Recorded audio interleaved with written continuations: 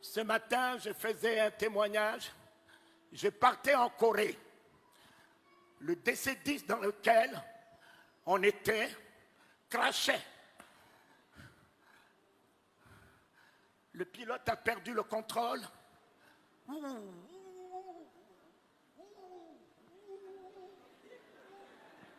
On entend dans l'avion, je vous salue Marie, je vous salue Marie, je vous salue Marie. Des prières partout. Les hôtels, tout le monde par terre. Un petit sommeil m'a pris. Et ce petit sommeil m'a permis de voir un ange debout sous l'avion, tenant l'avion par un seul doigt. Un DC-10 où on était 500, tenant l'avion par un seul doigt. Un autre ange sur l'avion, il a déployé ses ailes, assurant la sécurité de l'avion. Je me réveille et je chante. À toi la gloire, ô ressuscité, à toi la victoire pour l'éternité. À toi la gloire, ô ressuscité. À toi la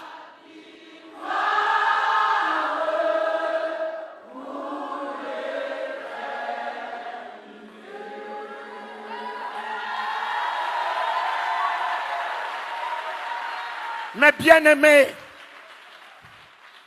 le commandant de bord m'a cherché. On m'a amené au poste de pilotage. Il m'a posé la question, êtes-vous un pasteur, un prêtre?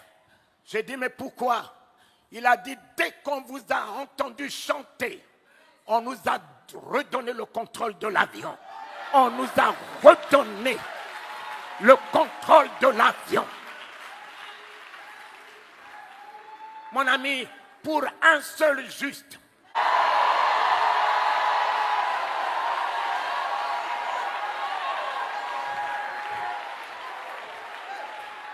tu es le seul juste dans ta famille. Dieu gardera ta famille à cause de toi. Dieu préservera ton foyer à cause de toi. Dieu préservera tes entreprises à cause de toi. Soit la grâce de ta famille, soit le salut de ta famille, soit la victoire de ta famille, soit la bénédiction de ta famille, soit la bénédiction des nations. Oh Éternel, pour un seul juste, on était 500 dans ce DC-10. Et ils m'ont retenu par peur dans la cabine.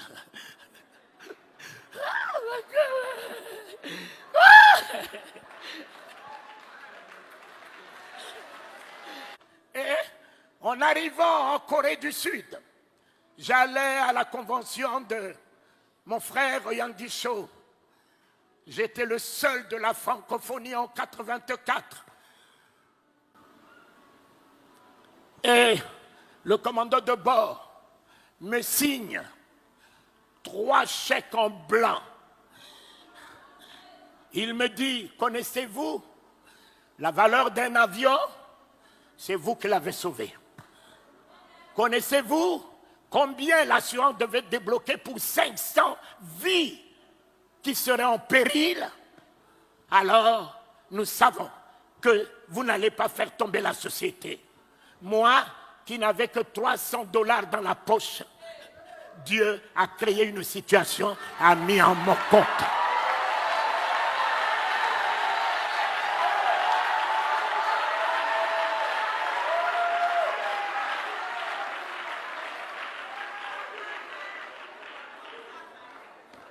Dieu a créé une situation, il fait concourir toutes choses à notre bien. La seule chose que vous devez réaliser ce matin, ne craignez rien. Ne craignez rien. Ne craignez rien. Ils sont tous des riens. Papa, le sida est rien. Le cancer est rien. L'hypertension est rien. Satan est rien. Les ennemis, rien.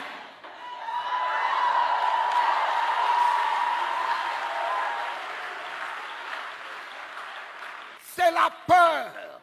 C'est la peur qui vous déséquilibre. C'est la peur. C'est l'angoisse. C'est l'inquiétude. Voilà la porte d'entrée de Satan. Et si tu fermes cette porte par une foi ferme, Satan ne peut plus rien sur toi. Tu es plus que vainqueur. Parce que le nom de l'Éternel ne pourra jamais nous permettre d'échouer. Le nom de l'Éternel, c'est l'exploit. Le nom de l'Éternel, c'est la victoire. Le nom de l'Éternel, c'est la guérison. Le nom de l'Éternel, c'est la délivrance. Le nom de l'Éternel, c'est l'élévation. Le nom de l'Éternel, c'est le triomphe. Le nom de l'Éternel, c'est la gloire. C'est la gloire. C'est la gloire. Mon Père, le sida ne tiendra point. Le sida a battu la science, mais il ne battra pas le nom de Jésus ce matin. Le cancer a battu la science, il ne battra pas le nom de Jésus ce matin. Alléluia. L'homme qui atteint son apogée face à la mort. L'homme qui ne peut rien face à la mort. Et je me suis souvenu d'un homme. Un homme. On lui a dit que son ami était malade. Il pouvait même envoyer la guérison puisqu'il était lui-même la guérison, et la guérison était dans sa bouche. Il a attendu que ceci se décompose jusqu'à battre la science, jusqu'à battre les sorciers, jusqu'à battre l'homme. Il est revenu après 4 jours. L'Église n'est-elle pas dans le 4e millénaire? Quelle que soit la déconfiture de l'Église, il revient pour son Église.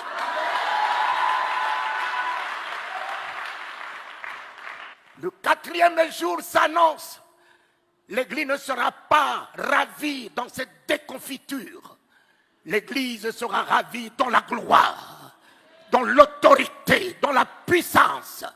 Lorsque l'Église revêtira toute son autorité capable de changer les événements, de changer les circonstances, d'appeler à l'existence ce qui n'existe pas, de faire fléchir les genoux des sorciers, des augures, des magiciens, relever les défis des maladies incurables, alors c'est à ce moment qu'il reviendra chercher l'Église pour que l'Église laisse un trou dans le monde. Il vous a donné le pouvoir de marcher sur le serpent, sur le scorpion. Il vous a donné l'autorité de son nom. Il vous a donné la puissance du Saint-Esprit. Il est en vous, il est avec vous. Ce n'est plus lui. C'est à vous de vous lever et dire, nous relevons le défi.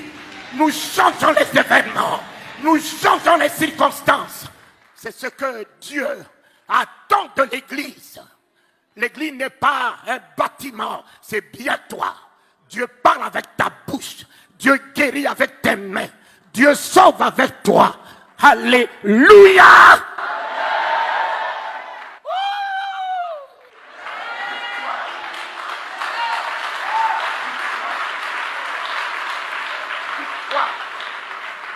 Victoire! Victoire! Un homme est venu au chevet de son ami. Il n'avait que la parole. Marthe, montrez-moi là où vous l'avez mis. Seigneur, ne va pas là-bas, il est pourri. Lazare dort. Lazare dort.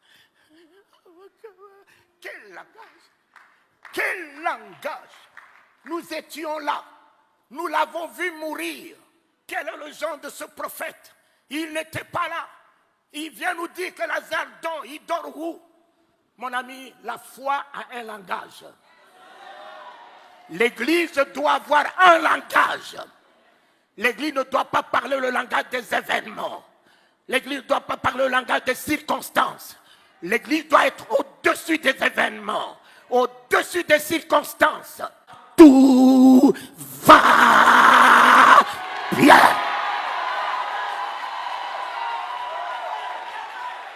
Mon fils, l'Éternel est notre victoire, papa.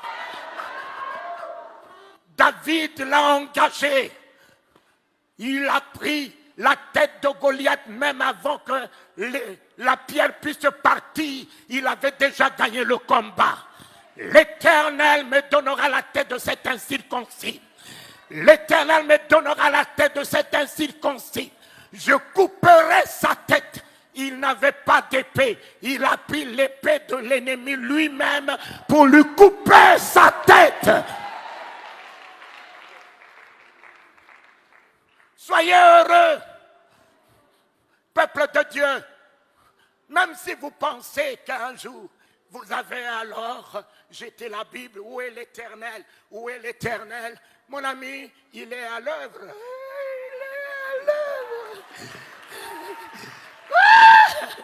L'Éternel aujourd'hui est à l'œuvre. Réjouissez-vous. Même si les choses se décomposent, il le récupérera.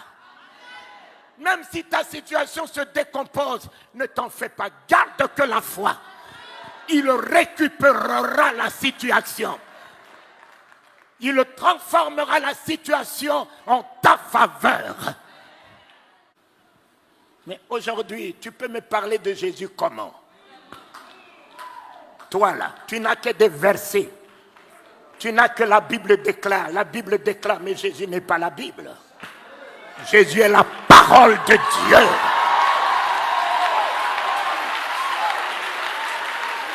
Jésus n'est pas la Bible. Jésus n'est pas la Bible. La Bible déclare quoi? Déclare quoi? Jésus est la parole. La parole de Dieu est un homme. Ce n'est pas un livre que tout le monde utilise, les sorciers utilisent, les maçons utilisent. Mais Jésus n'est pas un parchemin. Il est la parole par laquelle Dieu a créé les cieux et la terre. Faite chair, elle est venue dans ce monde, un homme. La Bible est pour la tête, mais la parole de Dieu n'est pas pour la tête. La parole de Dieu se tient à la porte du cœur. Ils ont des grosses têtes, mais ils n'ont rien dans le cœur. Papa, ils ont des grosses têtes, des versets, des chapitres, des prophéties, de ci, de ça. Mais ils n'ont rien dans le cœur. Mon ami, le jour où la parole de Dieu rentre dans ton cœur, tu n'as plus de place pour la haine. Tu n'as plus de place pour la rancœur. Tu n'as plus de place pour la colère. Tu n'as plus de place pour l'hypocrisie. Tu n'as plus de place pour parler du mal de quelqu'un. Tu n'as plus de place pour penser du mal de quelqu'un. La parole de Dieu dans mon cœur est l'amour, est la bonté, est la générosité, est l'humilité, est la grâce, est la compassion. La parole de Dieu dans ma vie, dans mon cœur, est la vie